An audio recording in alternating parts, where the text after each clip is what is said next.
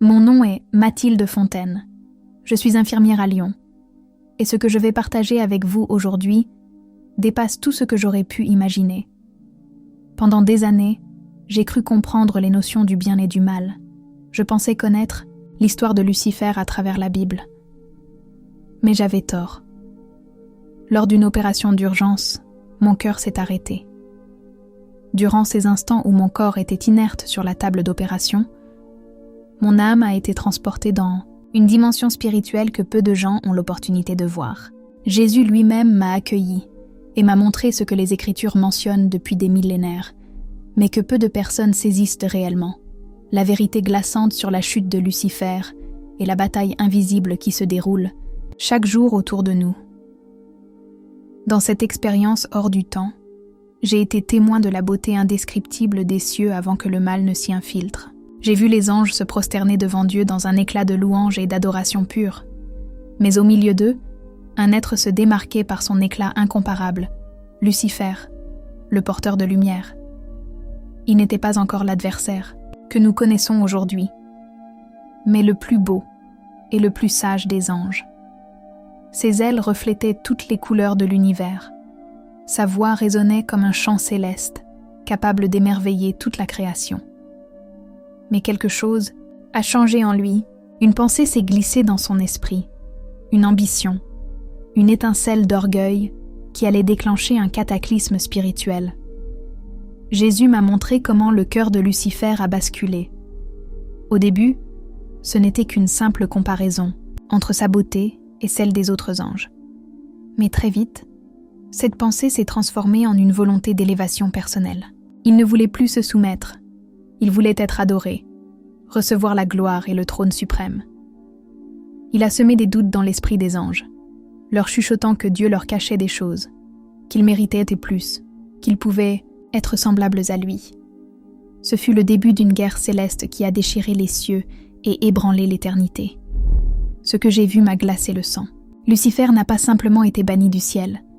Son éclat s'est terni, sa lumière s'est éteinte, et il est tombé comme un éclair dans les ténèbres. Mais l'histoire ne s'est pas arrêtée là, car aujourd'hui encore, il poursuit son œuvre de tromperie, d'orgueil et de séduction sur la terre. Jésus m'a révélé comment il infiltre nos pensées, nos ambitions, nos désirs. Il ne se présente pas comme un monstre cornu, mais comme une voix douce, persuasive, qui insuffle le doute et la rébellion dans les cœurs des hommes. Et si nous ne sommes pas vigilants, nous tombons dans ses filets. C'est pourquoi je dois témoigner. Ce que j'ai vécu n'était pas un rêve, ce n'était pas une hallucination. C'était une vérité spirituelle que nous devons comprendre pour ne pas être les prochaines victimes de ces mensonges. Vous devez entendre cette révélation jusqu'au bout, car elle va changer votre perception du combat spirituel dans lequel nous sommes tous impliqués. Jésus nous a donné les armes pour résister, mais encore faut-il les connaître et savoir, les utiliser. Écoutez attentivement ce qui va suivre, car cela pourrait bien être l'élément qui transformera votre foi et vous aidera à triompher dans cette bataille invisible. Je n'aurais jamais imaginé que ma vie basculerait de cette manière. Tout a commencé par un simple accident, un moment insignifiant qui s'est transformé en une épreuve de vie ou de mort. J'étais dans les couloirs de l'hôpital où je travaillais, concentrée sur mes tâches quotidiennes, quand soudain, un choc violent a frappé ma tête. Une chute brutale, une douleur fulgurante, puis plus rien. Je me souviens avoir entendu des voix paniquées, des bruits métalliques, puis le noir total. Je me suis réveillée ailleurs. Pas dans ce monde, mais dans un lieu où le temps et l'espace semblaient ne plus exister. J'étais en train de flotter, légère comme une plume, baignée dans une lumière qui surpassait tout ce que j'avais vu sur Terre. C'est à cet instant que j'ai compris. Mon corps était resté là-bas, dans la salle d'opération, mais mon âme était ailleurs. Je ne ressentais plus de douleur ni d'angoisse. Un calme inexplicable m'enveloppait, une paix surnaturelle que je n'avais jamais connue auparavant. Je levai les yeux et vis un horizon doré, une lumière qui n'aveuglait pas, mais qui réchauffait l'âme. C'est alors que je l'ai vue. Une silhouette, majestueuse et imposante, avançant lentement vers moi. Une présence divine, une aura qui surpassait toute compréhension humaine. Mon cœur, ou ce qu'il en restait dans cet état, s'emballa. Je n'avais aucun doute sur qui il était. Jésus. Ses yeux pénétrants, remplis d'un amour infini, croisaient à mon regard avec une bienveillance indescriptible. Il m'a appelé par mon nom, pas seulement mon nom terrestre, mais un nom que seule mon âme pouvait reconnaître, une identité éternelle, gravée dans l'éternité. Tu es arrivé trop tôt, m'a-t-il dit, sa voix résonnant comme un écho à travers mon être. Mais avant de retourner, il y a quelque chose que tu dois voir. Mon esprit vacilla. Pourquoi étais-je là? Pourquoi Jésus prenait-il le temps de me parler? J'étais une simple infirmière, une femme avec ses doutes, ses faiblesses, ses imperfections. Pourtant, il était là, devant moi, prêt à me montrer une vérité que je n'aurais jamais imaginée. Il leva la main, et en un instant, la lumière autour de nous se transforma. Ce que je vis me coupa le souffle. Devant mes yeux s'étendait une vision du passé, une scène céleste d'une pureté indescriptible. C'était le ciel, avant la rébellion, avant que le mal ne corrompe la création parfaite de Dieu. J'étais témoin d'une époque où tout était harmonie, où les anges chantaient à l'unisson la gloire du Très-Haut. Chaque créature céleste rayonnait d'une beauté inimaginable, mais au centre de tout cela, un être surpassait les autres par son éclat. Un ange, vêtu de lumière et de pierres précieuses, plus resplendissant que tous les autres. Ses ailes illuminaient l'espace. Sa voix portait une autorité céleste. C'était lui, Lucifer, le porteur de lumière, celui qui se tenait autrefois si près du trône divin. Je n'aurais jamais cru voir cela de mes propres yeux. Jésus me fit comprendre que ce moment précis marquait le commencement de la chute. Un simple regard dans son reflet, une admiration qui se transforma en obsession. L'orgueil était né. Avant que je ne puisse comprendre pleinement l'ampleur de ce que je voyais, Jésus se tourna vers moi et ajouta avec gravité : « Il faut que tu saches pourquoi tout cela s'est produit. Ce n'est pas seulement une histoire ancienne, c'est un combat qui continue encore aujourd'hui. » Mon âme frissonna. Ce que j'avais cru n'être qu'un mythe prenait vie devant mes yeux. La rébellion, la trahison, l'affrontement céleste et les conséquences qui en découlent encore pour nous aujourd'hui. C'est ainsi que débuta la révélation la plus troublante de toute mon existence. Lorsque Jésus leva mon regard vers cette époque lointaine, je fus frappé par une beauté céleste au-delà de toute imagination. Les cieux étaient emplis d'une lumière pure, une harmonie parfaite régnait parmi les anges, et au centre de cette splendeur se trouvait Lucifer. Jamais je n'aurais cru qu'un être puisse rayonner d'une telle magnificence. Son corps était recouvert de pierres précieuses scintillantes, reflétant la gloire divine. Ses ailes s'ouvraient majestueusement, et à chaque mouvement, elles projetaient une lumière iridescente qui emplissait l'espace. Il n'y avait aucun doute. Parmi tous les anges, il était le plus beau, le plus talentueux, le plus proche du trône de Dieu. Sa voix résonnait comme une mélodie divine, dirigeant les cœurs célestes dans des louanges parfaites. Mais alors que je contemplais cette scène, Jésus murmura : « C'est ici que tout a commencé. » Tout d'abord, il n'y avait aucune trace de rébellion en lui. Lucifer aimait Dieu. Il remplissait son rôle avec excellence. Mais peu à peu, une pensée subtile commença à germer dans son esprit. À force de voir son reflet sur les rues dorées du ciel, il s'émerveilla de sa propre splendeur.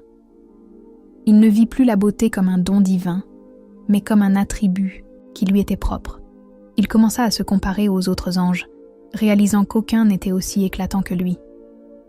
Cette pensée ne le quitta plus. Il se demandait pourquoi, avec une telle grandeur, il devait encore se prosterner devant Dieu. L'orgueil s'installa dans son cœur comme un poison lent, pervertissant sa perception de la vérité. Ce qui avait été une gratitude pure se transforma en une quête de reconnaissance personnelle. Puis, Lucifer commença à murmurer à d'autres anges. Il sema des doutes, posant des questions qu'il n'avait jamais envisagées auparavant. Dieu nous a-t-il tout révélé? Pourquoi n'aurions-nous pas, nous aussi, accès à sa pleine puissance? Ne méritons-nous pas plus Nous qui servons sans relâche ?» Ses paroles étaient douces, envoûtantes, pleines de subtilité. Il ne prônait pas encore ouvertement la rébellion, mais il éveillait en eux un sentiment de manque, une sensation d'injustice qui n'existait pas auparavant. Le mensonge le plus puissant du diable n'est jamais un mensonge évident. C'est une déformation subtile de la vérité. Ce fut ainsi qu'il gagna la confiance de nombreux anges. Jésus me montra alors le moment précis où Lucifer franchit la ligne de non-retour. Je le vis, debout devant une assemblée d'anges, élevant la voix avec une assurance nouvelle. Il ne demandait plus simplement des réponses. Il affirmait sa propre vérité. Je monterai au ciel, j'élèverai mon trône au-dessus des étoiles de Dieu. Je serai semblable au Très-Haut. Ésaïe 14, 13, 14. Ce fut l'instant décisif. Ces paroles résonnèrent comme un défi direct à l'autorité divine. À cet instant, la lumière de Lucifer commença à changer. Elle perdit sa pureté et se chargea d'ombres subtiles.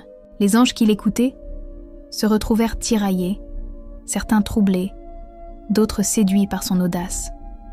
Ce n'était plus une simple réflexion. La rébellion était née. Je sentis un poids s'abattre sur mon âme en voyant cette scène. Comment un être aussi proche de Dieu avait-il pu se détourner à ce point ? Jésus me regarda et dit avec tristesse : « C'est ainsi que tout a commencé. L'orgueil détruit tout ce qu'il touche. Il a corrompu Lucifer et aujourd'hui encore, il corrompt l'humanité. » Je compris alors que cette chute n'était pas un simple événement du passé. Elle continue d'affecter nos vies, nos pensées, nos choix. L'orgueil nous éloigne de Dieu. Il nous pousse à vouloir être nos propres maîtres, à croire que nous n'avons pas besoin du Créateur. Lucifer a cru qu'il pouvait s'élever au-dessus de Dieu. Mais la suite de l'histoire allait prouver que personne ne peut défier l'Éternel sans en subir les conséquences. Le ciel, autrefois rempli d'harmonie et de louanges, fut secoué par un événement impensable. Une guerre. J'avais toujours imaginé les cieux comme un lieu de paix absolue. Mais Jésus me montra la réalité. Lorsque Lucifer s'éleva contre Dieu, il ne resta pas seul. Un tiers des anges, séduits par ses paroles, choisirent de le suivre. Ce fut le début d'un affrontement dont l'ampleur dépassait toute imagination humaine. Je vis le trône divin resplendissant, entouré d'anges fidèles qui ne vacillaient pas dans leur loyauté. Et en face, Lucifer et ses partisans, prêts à tout pour renverser l'ordre établi. Ce n'était pas une bataille physique comme celle que nous connaissons sur Terre, mais un choc de puissance spirituelle. Lumière contre ténèbres, vérité contre mensonge, humilité contre orgueil. Alors que les armées célestes se rassemblaient, un être se détacha parmi les anges fidèles. Michel, l'archange de guerre. Son visage était empreint d'une détermination inébranlable. Il leva son épée étincelante, et d'une voix qui fit trembler les cieux, il déclara : « Qui est comme Dieu ?» Ce cri résonna comme un rappel. Aucune créature, aussi magnifique soit-elle, ne pouvait égaler le Créateur. L'affrontement éclata. Une lutte d'une intensité indescriptible. Les anges qui avaient suivi Lucifer commencèrent à changer. Leur éclat s'assombrit, leurs formes devinrent tordues, dénaturées par la rébellion. Ils perdaient la beauté et la gloire qu'ils avaient reçues de Dieu, remplacées par une ombre qui consumait leur essence. Je pouvais voir leurs expressions, autrefois pleines de lumière, maintenant remplies de rage et de désespoir. Le combat atteignit son paroxysme lorsque Lucifer lui-même se retrouva face à Michel. Il n'était plus le même. Sa lumière, bien que toujours puissante, portait les marques de la corruption. Son arrogance l'aveuglait, persuadé qu'il pouvait encore triompher. Mais la vérité était autre. Aucun pouvoir ne peut surpasser celui de Dieu. Michel leva son épée et frappa avec l'autorité divine. Lucifer poussa un cri perçant, un hurlement de rage et de défaite, tandis qu'une force irrésistible s'abattait sur lui et ses alliés. Ils furent précipités hors du ciel avec une violence inimaginable, tombant comme des éclairs, entraînés vers un abîme de ténèbres. Jésus me regarda et dit avec gravité : « Il n'y avait pas de place pour la rébellion dans le royaume de Dieu. Lucifer et ceux qui l'ont suivi ont été chassés à jamais, mais leur chute ne signifiait pas la fin de leur influence. Ces paroles me glacèrent le sang. Lucifer n'avait pas été détruit. Il avait simplement été expulsé. Son combat ne s'était pas arrêté. Il avait seulement changé de champ de bataille. Et ce champ de bataille, c'est notre monde. Je compris alors que l'histoire de sa rébellion n'était pas qu'un récit ancien, mais une réalité qui nous concerne tous. Une guerre qui se poursuit encore aujourd'hui, dans l'invisible, autour et à l'intérieur de nous. Je baissai les yeux, troublé par cette révélation. Nous vivons notre quotidien sans réaliser que nous sommes pris dans ce conflit. Nous croyons que le mal est une force extérieure, mais il tente de s'infiltrer dans nos cœurs, comme il s'est infiltré dans celui de Lucifer. Jésus posa alors une main sur mon épaule et dit avec douceur : « C'est pour cela que tu dois comprendre ce qui s'est passé ensuite. Ce n'est pas terminé. Ce n'est que le commencement. » Lorsque Lucifer fut précipité hors du ciel, il n'accepta pas sa défaite. Son orgueil était trop grand pour qu'il admette son échec. Il avait perdu sa place auprès de Dieu, mais il trouva un nouveau territoire à corrompre, la terre. Jésus me montra alors une vision bouleversante. Je vis le monde tel qu'il est aujourd'hui, mais avec une dimension invisible que peu perçoivent. Une brume sombre couvrait certaines régions, s'accrochant au cœur des hommes comme une ombre insidieuse. Ce n'était pas une obscurité brute et évidente. Non, c'était bien plus subtil.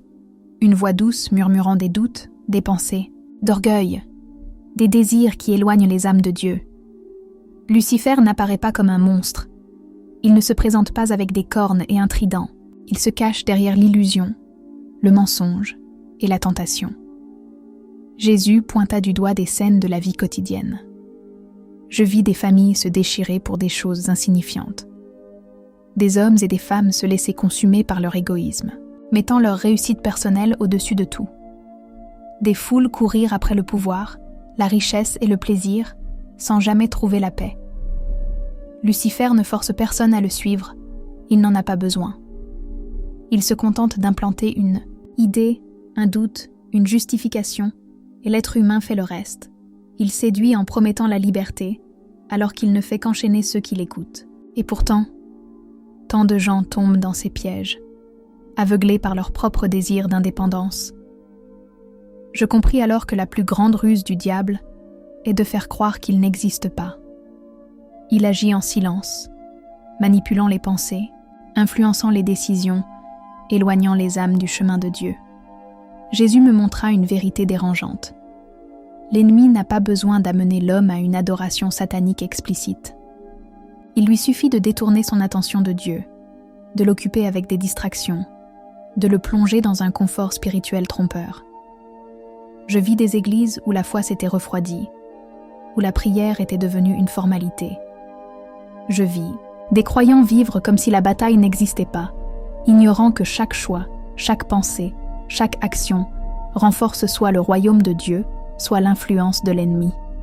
Mais Jésus ne me montra pas seulement l'œuvre du mal, il me donna aussi la solution. Voici comment vous pouvez résister, dit-il avec autorité. 3 clés se dressaient, comme des remparts contre les ténèbres. Premièrement, l'humilité. Lucifer est tombé par orgueil, et il cherche à nous faire chuter de la même manière. Reconnaître notre dépendance envers Dieu, refuser de se glorifier soi-même, est un bouclier puissant contre ces attaques. Deuxièmement, la prière et l'amour. Chaque acte de bonté, chaque prière sincère, émet une lumière qui repousse les ténèbres. Le diable ne peut rien contre une âme remplie d'amour divin. Troisièmement, vivre en communion avec Dieu. Le monde cherche à nous distraire, à nous éloigner de la vérité. Mais ceux qui marchent avec Jésus, qui méditent la parole et recherchent sa présence, sont inébranlables. Je pris une profonde inspiration. Tout cela me paraissait si évident, et pourtant, si facile à oublier. La bataille spirituelle ne se joue pas dans de grands conflits visibles, mais dans nos choix quotidiens. Qui servons-nous à travers nos pensées, nos paroles, nos actions? Jésus me regarda et dit avec une douceur infinie : « Maintenant que tu sais cela, il te reste une dernière chose à voir. J'étais encore bouleversée par tout ce que Jésus m'avait montré. Mon esprit peinait à assimiler l'ampleur de cette révélation. La beauté de Lucifer avant sa chute, son orgueil grandissant, la guerre céleste, son expulsion et son influence sournoise sur la terre. Mais Jésus ne voulait pas que je reste dans la crainte. Il voulait que je comprenne une vérité essentielle. Malgré toute la puissance et la ruse du diable, il n'est pas invincible. Il est déjà vaincu. Dieu lui a laissé du temps, non parce qu'il est impuissant, mais parce que ce temps sert un but plus grand. C'est à travers nos choix que nous déterminons à quel royaume nous appartenons. Chaque pensée, chaque action, chaque intention renforce soit le royaume de la lumière, soit celui des ténèbres. Il n'y a pas de terrain neutre. Jésus posa alors une question qui résonna au plus profond de mon âme. Comprends-tu pourquoi l'orgueil est l'arme la plus dangereuse de l'ennemi ? À ce moment-là, tout s'éclaira. L'orgueil nous sépare de Dieu. Il nous fait croire que nous n'avons pas besoin de lui, que nous pouvons décider seuls de ce qui est bon ou mauvais. C'est ainsi que Lucifer est tombé. Et c'est ainsi qu'il continue de faire chuter l'humanité. À travers la fierté, la suffisance, le refus de se soumettre à Dieu, il éloigne les âmes du salut. Mais l'antidote existe. La Bible nous enseigne « Dieu résiste aux orgueilleux, mais il fait grâce aux humbles » Jacques 4,6. L'humilité est la clé. Se reconnaître faible devant Dieu, dépendant de sa grâce, c'est ce qui brise l'emprise du mal. Jésus me montra alors la terre sous un autre angle. Il y avait toujours cette brume sombre, cette influence de l'ennemi, mais il y avait aussi des points lumineux. Des âmes qui priaient, qui aimaient, qui marchaient dans la vérité. Des hommes et des femmes qui, même dans les épreuves, refusaient de céder à la haine et au mensonge. À chaque acte d'amour, à chaque prière sincère, ces lumières grandissaient, repoussant les ténèbres. C'est ainsi que la vraie guerre se joue. Pas dans des batailles physiques, mais dans la foi et l'obéissance quotidienne à Dieu. Vous êtes la lumière du monde, m'a dit Jésus en me regardant avec une intensité indescriptible. Ces mots me transpercèrent. Chaque croyant est un flambeau dans cette nuit spirituelle. Chaque choix que nous faisons influence le combat. Je compris alors que la question la plus importante n'était pas de savoir pourquoi Dieu a permis la chute de Lucifer, mais plutôt, de quel côté est-ce que je choisis de me tenir ? L'humanité entière est placée face à cette décision. Il n'existe pas de demi-mesure. Soit nous nous soumettons à Dieu et nous marchons dans sa lumière, soit nous tombons dans les pièges de l'ennemi, parfois sans même nous en rendre compte. Cette révélation me pesa sur le cœur. Tant de gens vivent dans l'illusion, persuadés de maîtriser leur propre destin, sans comprendre qu'ils sont manipulés par un être dont le but ultime est leur destruction. Mais la bonne nouvelle est que Jésus a déjà payé le prix. Celui qui croit en moi ne marchera pas dans les ténèbres, mais il aura la lumière de la vie. Jean 8,12. J'étais de retour dans mon corps avant même d'avoir pu répondre. Mon cœur recommença à battre. Les médecins s'affairaient autour de moi, mais quelque chose en moi avait changé pour toujours. Je n'étais plus la même. Je savais désormais que tout ce que nous vivons sur Terre a une portée éternelle, que chaque jour est une bataille, mais que nous ne sommes pas seuls. Jésus est notre force, notre guide, notre victoire. Et aujourd'hui, si vous entendez ce témoignage, ce n'est pas un hasard. La question est maintenant entre vos mains. Allez-vous choisir de marcher dans l'humilité et la vérité, ou laisserez-vous l'ennemi vous séduire comme il l'a fait avec tant d'autres ?